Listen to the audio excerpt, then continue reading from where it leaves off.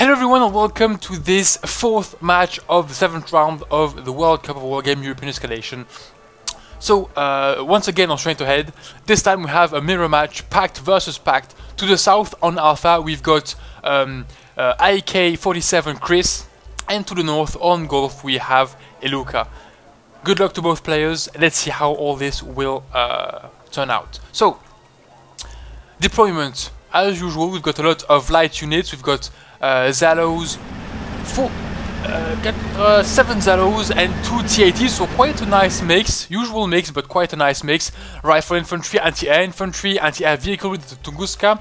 Over here we've got a commander going for Delta, and OSA KM, another type of anti-air infantry units. The OSA rank 2, of course, which is quite useful. Anti-air with the infantry over here, and more units over here with anti-ATGM, infantry, rifle infantry, anti-air infantry, recon, and supply. We've got one commander, sorry, left on Alpha, defended by a few infantry units. On the other side we have a different kind of deployment, much more spread out. We've got recon infantry, heliporter transported infantry over here. We've got anti-air and ground recon over here. The one commander is going over here, so it seems like he's going to capture Juliet and maybe India further on. A few infantry squads on Echo with the anti-air rifle Machutsen and recon Grenzer.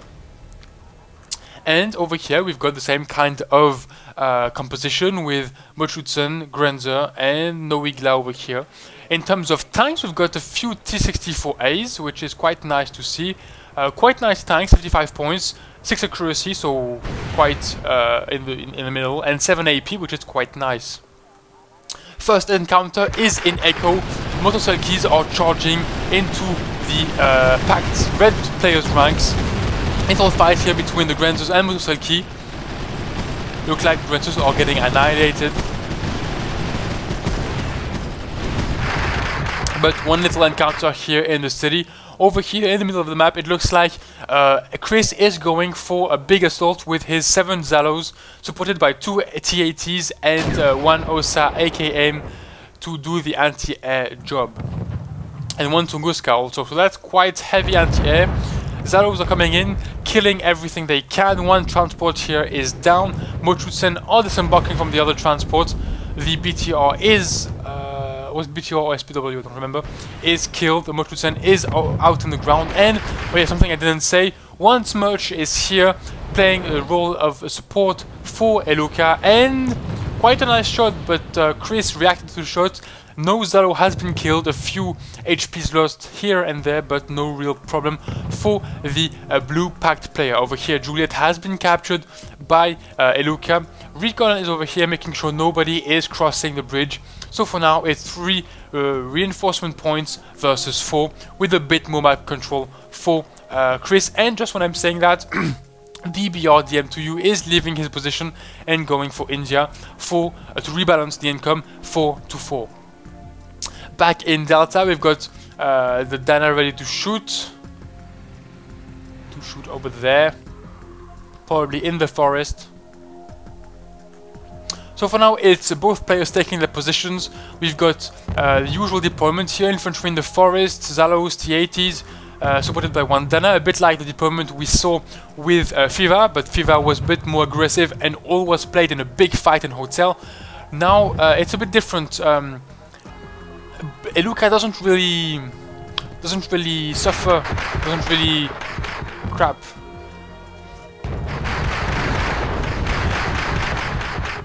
Well, it doesn't really matter if he loses hotel, since he's got India over here. He doesn't really have any assets in hotel, so losing it doesn't really pose any problem to the red player, as long as he keeps India unharmed. And what is quite surprising is that Chris is focusing on the assault on the middle of the map and leaving totally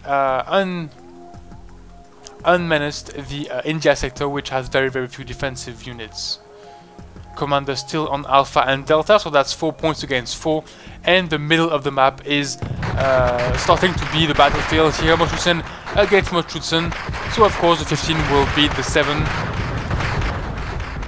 Unless the Dana helps. Dana makes a very good shot. 6 Machutsen are killed. The Colossus is in a bad shape here. He probably is gonna get killed by the Dana's shooting. Yeah, here we go, the Colossus is down. In terms of points, well, Chris is taking a small advantage here, 225 points versus 77. A bit of infantry units sent into India to try to take out the commander over here. But for now, the advantage is to the to the blue player, so that's Chris. But two T-64 BMs are sent in the middle of the map in a hotel to stop the offensive over here. And they have really nice ATGMs, a low accuracy but a very nice AP power, and they can take out T-80s quite easily. Sorry.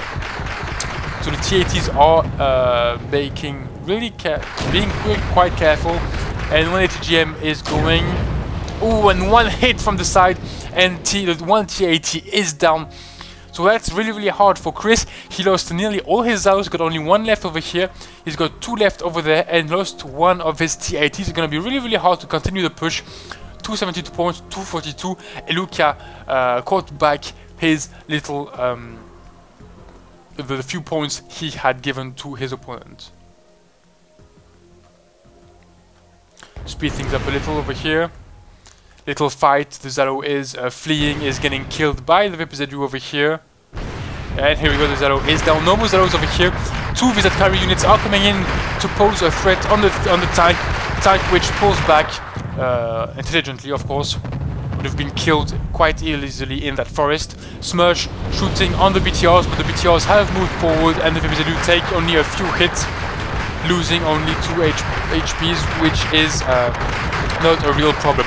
Back on Echo, well, the infantry units of Chris are trying to take down the last Mochutzen units, and the BRDM2U has taken control of Echo, and Chris is now able to send in reinforcements via this point and pose a direct threat on the reinforcement sector of Elukka, so on Gulf. One Smersh shot here, but no real impact, a few HPs on different infantry units, but the last Mochutzen units are killed, and Chris has a total control on Echo. Of course, the commander here is the one on Alpha that just moved on to Echo, so no point spent purchasing a new commander. Speeding things up a bit more. Over here, one recon unit is left. Will probably get killed by... Oh, capturing one Colossus will be able to resupply the unit. And over here, yeah, Chris sending in more units to take out the Grenzers over here.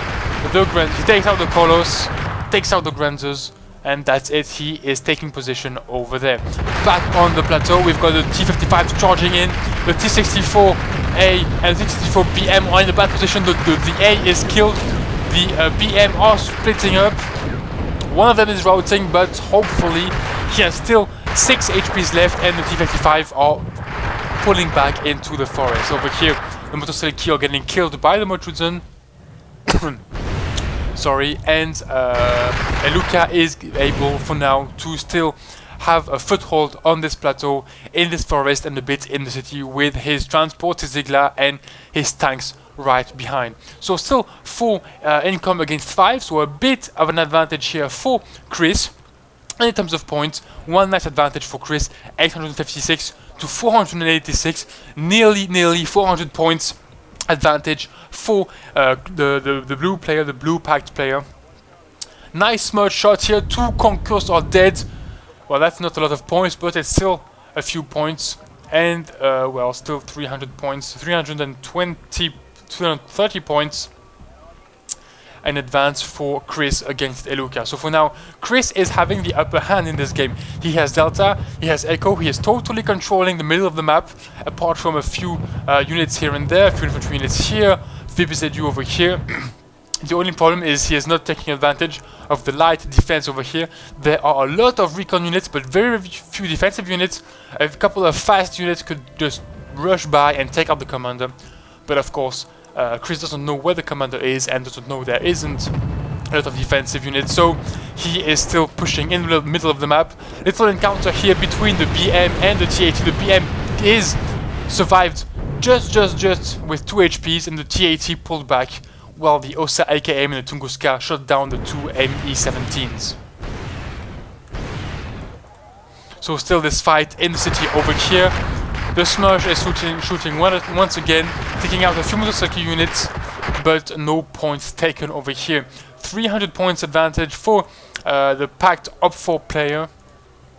So for now, it's really hard to see how Elukka can come back in this game. He's got nearly 400 points.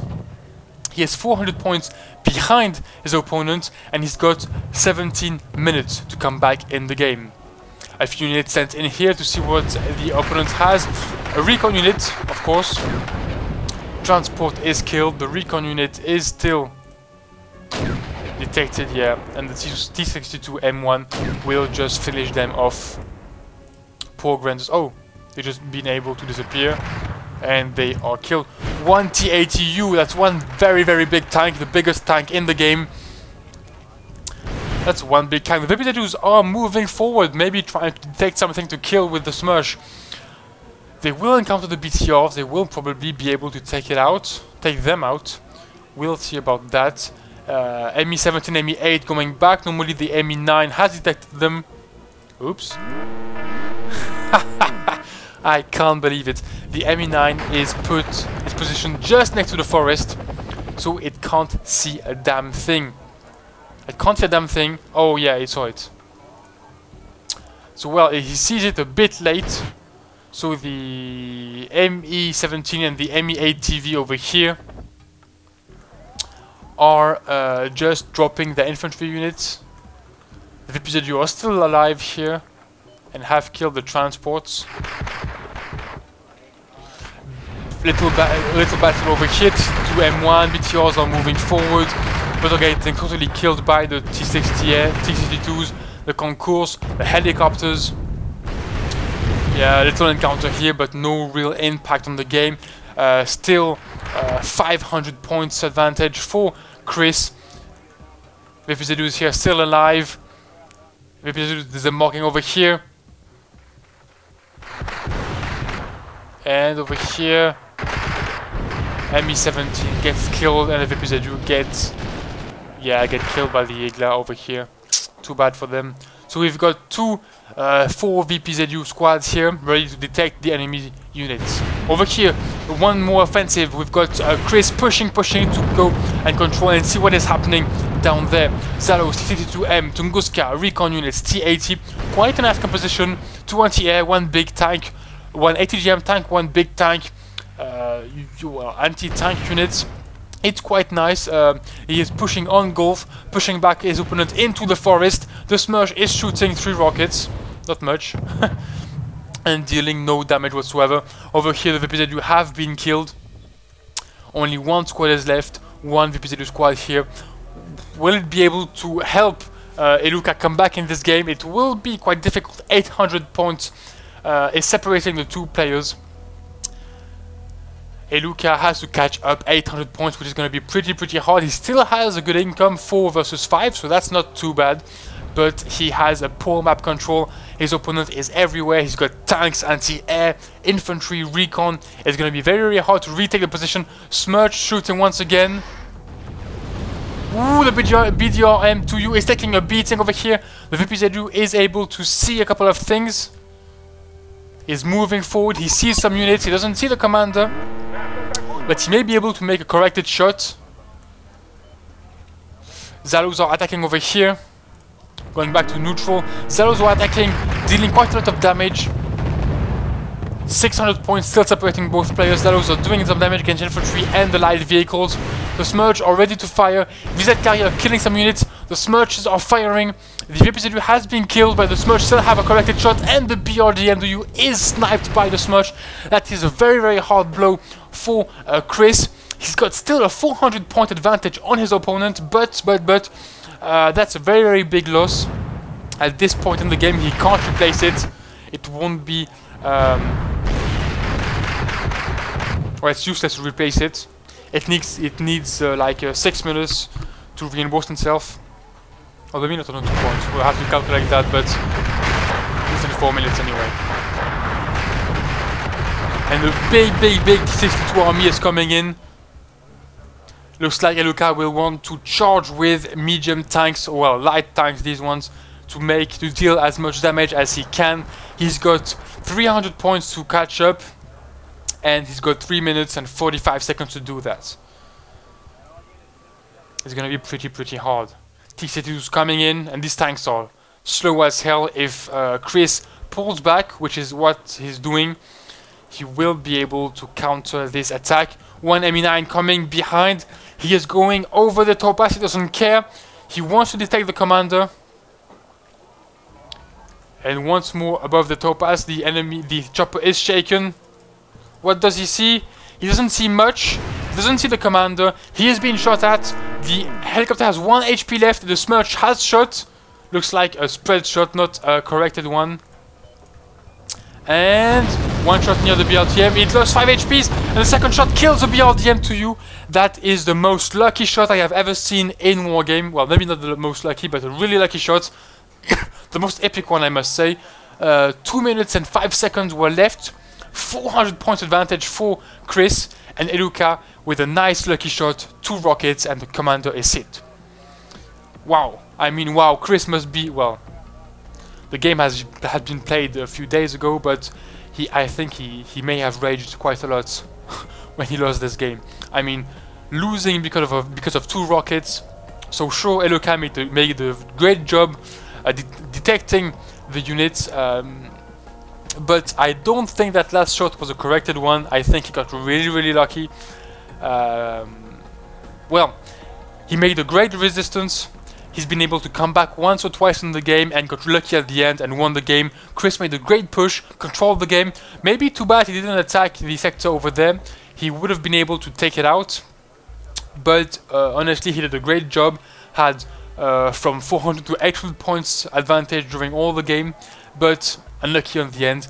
Elukka is the winning player here and goes into the round 8, the quarterfinals of the World Cup. I hope you guys like the game. Thanks for watching and see you next time.